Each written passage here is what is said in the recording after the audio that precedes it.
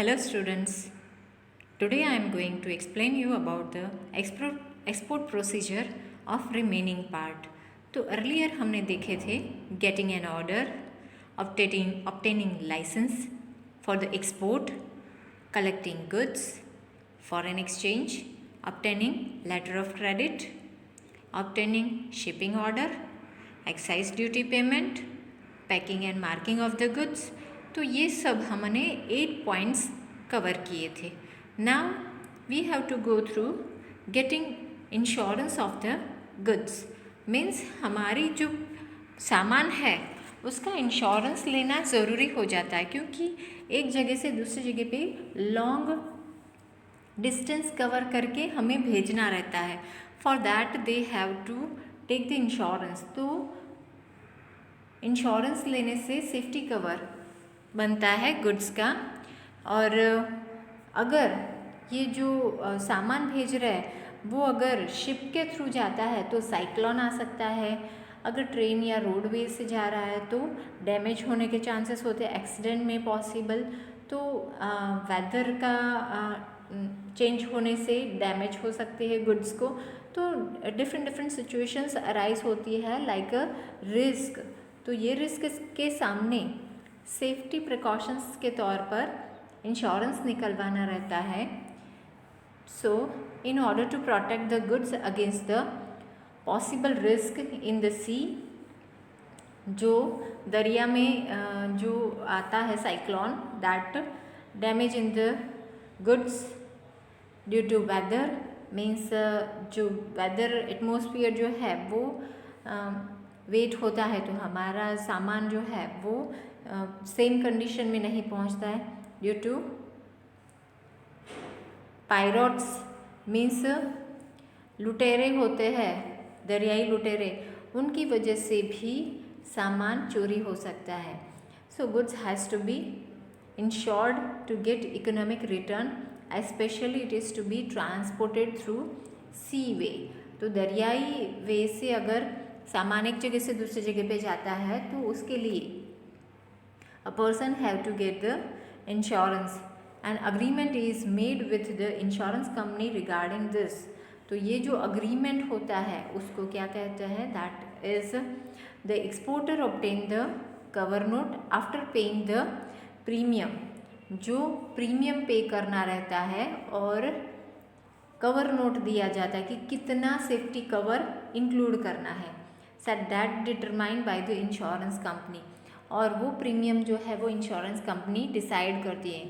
सिर्फ एक्सपोर्टर को सामान का क्वांटिटी, क्वालिटी और अमाउंट वही देना रहता है. इंश्योरेंस कंपनी प्रीमियम डिसाइड करती है according to the cost of price of the goods. So that way insurance company जो भी प्रीमियम डिसाइड करती है वो पेमेंट देना पड़ता है. The insurance company issue the policy against the cover note. तो जितना गुड्स सेफ्टी कवर के अंडर में आता है उतनी ही उनको इंश्योरेंस कंपनी कवर देती है, safety cover. So that against the cover note insurance policy देती है. और सामान जहाँ तक पहुँचता है वहाँ तक की ही इंश्योरेंस पॉलिसी है. इम्पोर्टर जो है वो सामान रिसीव कर लेता है तब तक वही पॉलिसी चलती है. उसके बाद that have to be finished. Then after obtaining carting order, जब शिप के अंदर सामान अपलोड होता है तो उसको कार्टिंग कहते हैं. Carting order means permission of boarding goods on the ship. तो कार्टिंग मीन्स जो शिप के अंदर सामान अपलोड करना होता है वो. The exporter has to make an application to the port authority from where the goods are to be exported in. तो जहाँ से सामान एक्सपोर्ट हो रहा है वो पोर्ट अथॉरिटी से परमिशन मांगनी पड़ती है कि हम यहाँ से हमारा सामान दूसरी कंट्री में भेजना चाहते हैं. So get the permission for carting order, ship के अंदर अपलोड करने के लिए. Order to be obtain carting in this application all the details of shipping bill. Shipping bill उसके अंदर सारी डिटेल्स होती है, कितनी एक्साइज ड्यूटी पे की है, कितना अमाउंट का गुड्स है, that all details have to be mention in that shipping bill. When the exporter pays the port expense like charges of the transport of goods and charges of the boarding the goods on the ship, he obtained the carting order. तो ये जो expenses होते हैं, जब port authority को भी port चलाना होता है, शिप पार्क करते हैं, तो वो पोर्ट को चलाने के लिए उसको एक्सपेंसेस करने होते हैं, साफ़ सफाई रखनी पड़ती है, some employees have to be arrange, तो ये सब के लिए चार्जेस लगते हैं। जैसे कि सामान जो है वो एक जगह से दूसरी जगह पे मूव करवाना है, तो उसके लिए चार्जेस लगते हैं। सो गुड्स ट्रांसफ़र करने के लिए और ट्रांसफ़र के बाद शिप में अपलोड करने के लिए भी एक्सपेंस लगते हैं। So for that they have to charge, shipping authority have to, port authority have to charge, and he obtained the carting order. तो exporter carting order receive करता है। Next is MAT receipt. The goods is boarded on the ship on the basis of a carting order. carting order मिल गया है तो उसके base पर अब MAT receipt मिलेगा। सामान अपलोड कर सकते हैं, शिप में रख सकते हैं। The representative of the captain of the ship is known as MAT. जो शिप का कैप्टन होता है उसको कहते हैं MAT. MAT check whether the goods as per the shipping bill are there or not. तो MAT जो होता है वो चेक करता है कि हमारे शिपिंग बिल के अंदर इतना वेट, इतना प्राइस, इतना ये सामान है, तो ये according to that is physically there और नॉट, ये चेक करते हैं। When the goods are loaded on the ship, a receipt is issued by either the captain of the ship और by his representative carting the acceptance of the goods. तो सामान ship में accept किया है वैसा mat या फिर captain का रिप्रेजेंटेटिव सर्टिफिकेट देता है और उसको कहते हैं मैट रिसीट। कैप्टन अगर रिसीट, सामान मिलने की रिसीट इशू करता है एक्सपोर्टर को, तो उसको कहते हैं mate receipt. The captain of the ship check the packing of the goods. सामान का साइज और उसका पैकिंग देखते हैं, मार्किंग, कौन से एक्सपोर्टर कंपनी है, कौन सी इंपोर्टर कंपनी है, कहाँ पर सामान पहुँचाना है, वो सब पैकिंग के ऊपर मार्किंग किया जाता है और पैकिंग ड्यूरेबल है या नहीं वो भी चेक किया जाता है। If the captain find the packing importer and goods is not suitable for transportation, अगर कैप्टन को ऐसा लगता है, कैप्टन मीन्स मैट और रिप्रेजेंटेटिव ऑफ एनी, तो इनको लगता है कि सामान ट्रांसपोर्टेशन के लिए सूटेबल नहीं है, तो रिमार्क आती है रिसिप्ट के ऊपर, मैट रिसिप्ट के ऊपर रिमार्क होती है और ये जो रिमार्क है उसको कहते हैं foul receipt. Okay, mate receipt जो होती है वो मैट देता है, कैप्टन देता है और उसमें अगर रिमार्क आती है ट्रांसपोर्टेशन के लिए सूटेबल नहीं होता है जब सामान, तो फाउल रिसिप्ट इशू करते हैं mate. If all the matters are proper, सारी मैटर प्रॉपर है according to the rules regulation, सारी एक्साइज ड्यूटी पे किया है, सारे ऑर्डर्स मिले हैं,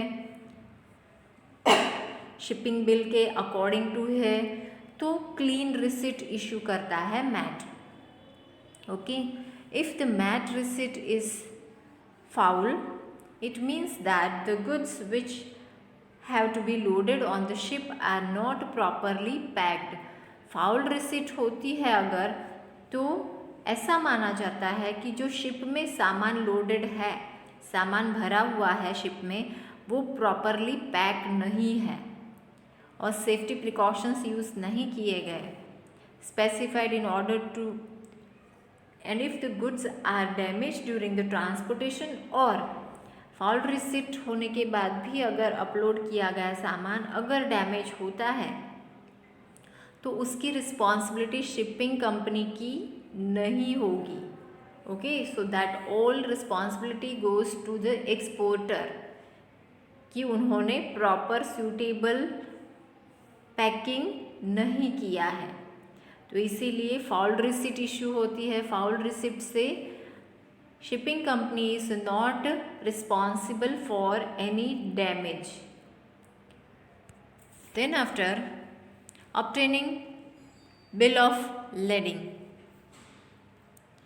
mat receipt is received,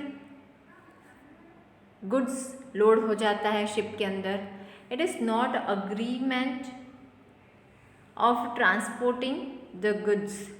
The exporter obtained the bill of lading from shipping company after producing the MAT receipt.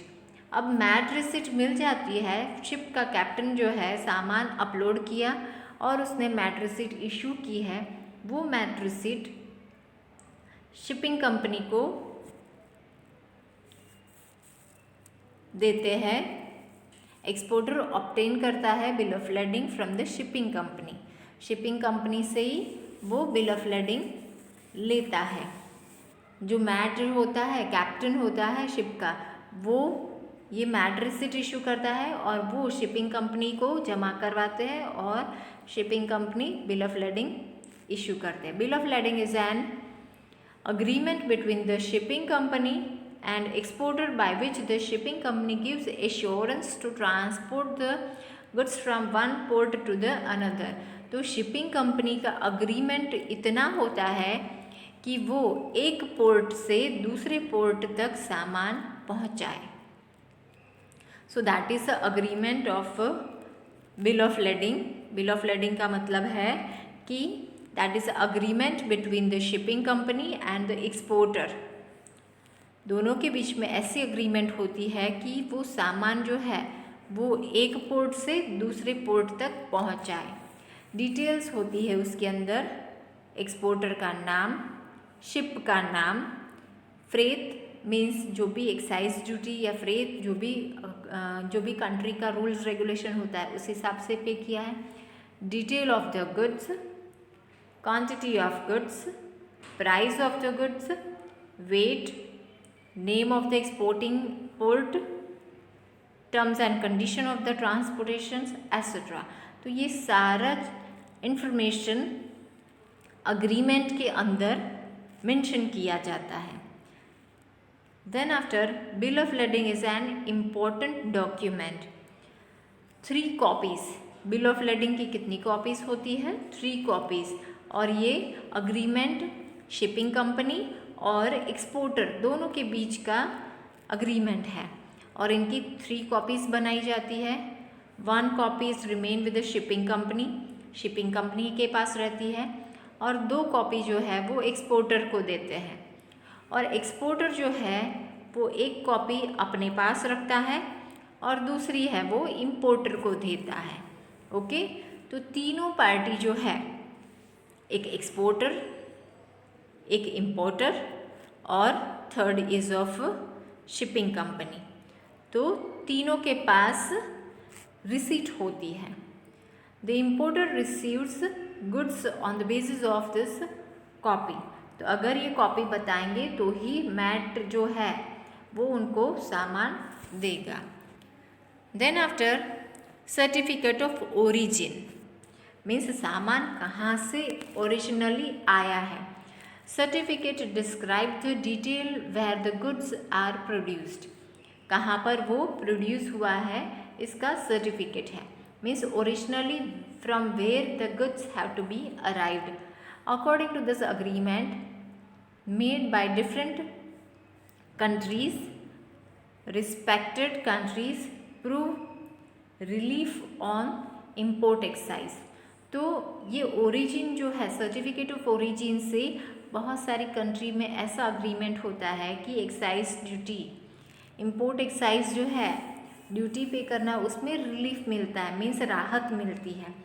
In order to get relief under this agreement a certificate of origin for that particular goods is required. तो अगर relief चाहिए कोई भी particular government के listed exported item के अंदर, अगर किसी को रिलीफ चाहिए, एक्साइज रिलीफ, खर्चा कम करना है तो सर्टिफिकेट ऑफ ओरिजिन अक्वायर करना पड़ेगा। Such certificate can be obtain from trade association, chamber of commerce और गवर्नमेंट। ये तीनों के पास से मिल सकता है certificate of origin. Exporter have to get it according to the rule. Then consular invoice, when the exported goods reach to the country of the importer, सामान अगर हमने एग्जाम्पल देते हैं कि इंडिया से एक्सपोर्ट किया है और अमेरिका तक पहुंचा है, तो अमेरिका पहुंचता है तब excise on the goods has to be paid, तो उस टाइम पर एक्साइज ड्यूटी पे करना रहता है। To make the payment of excise simple, consular invoice is an important document. तो एक्साइज पे करनी होती है तो उसके लिए consular invoice is very important. Consular of the importing goods is working in the exporting company. This is very important line. The consular of the importing country is working in the exporting country. The exporter obtain a certificate about the price of the goods from consular is called the consular invoice. सामान की कितनी कीमत है वो होता है consular invoice. The details like quantity of goods, price are mention in this excise. It is collected on the basis of this. तो जो प्राइस और क्वांटिटी जो होती है, क्वांटिटी एंड प्राइस, ये दोनों के बेस पर ही एक्साइज ड्यूटी कैलकुलेट की जाती है। कितना महंगा है सामान और कितना वेट है उसका, उसके ऊपर एक्साइज ड्यूटी डिसाइड करती है authority. Then after sending document, the exporter send the important documents like invoice, जैसे कंस्यूलर इनवॉइस था, इंश्योरेंस पॉलिसी और cover note, bill of lading, certificate of origin, consular invoice, bill of exchange etcetera. तो ये सारे जो हमने आगे देखे थे वो सारे जो डॉक्यूमेंट्स हैं वो एक्सपोर्टर को भी ज़रूरत होती है और इम्पोर्टर को भी ज़रूरत होती है। तो एक एक कॉपी एक्सपोर्टर अपने पास रखता है और बाकी के सारे वो पहुंचाता है इम्पोर्टर को। Then after collection of the money, अब सामान इम्पोर्टर तक पहुंच गया, अब पैसे की बारी आती है। The exporter gives the advice to the bank for the collection of the money. तो पैसे के मामले में उनके जो बैंक है उनको ऑर्डर देते हैं and exporter have to collect the money. The exporter write bill of exchange to the importer.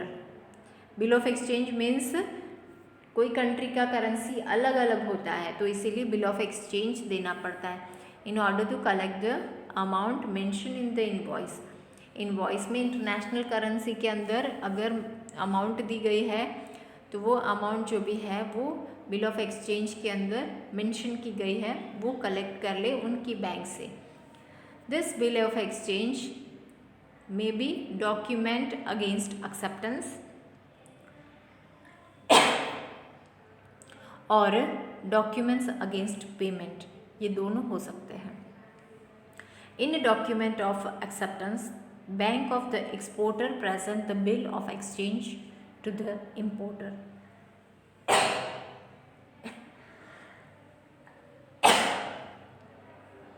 सो यहाँ पर बिल ऑफ एक्सेप्टेंस बैंक जो है, एक्सपोर्टर जो है वो प्रेजेंट करता है बैंक के सामने इंपोर्टर को।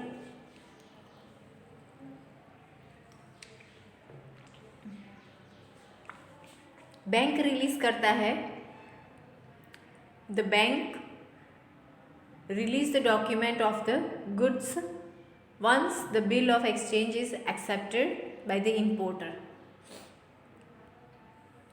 बैंक जो है वो डॉक्यूमेंट रिलीज़ करती है एक बार बिल ऑफ एक्सचेंज हो गया है एक्सेप्ट इम्पोर्टर से तब। एंड इफ़ ये एक खास लाइन याद रखनी है आपको, bill of document of payment, bank gives the document after full payment of the bill of exchange is made. तो पूरा पेमेंट हो जाता है तब बिल ऑफ पेमेंट देती है। The bank collects the money as per the maturity date. जो bill of exchange होता है उसके अंदर जो भी मैच्योरिटी डेट होती है, that according to that only have to follow, where in a documents of payment the amount is to be sent to the exporter. Okay, so ये दो बिल जो है वो खास याद रखने हैं आपको। So that are of documents against acceptance and documents against payment. तो यहाँ पर ये सेशन ख़त्म करते हैं, नेक्स्ट सेशन में फिर से मिलेंगे। Thank you.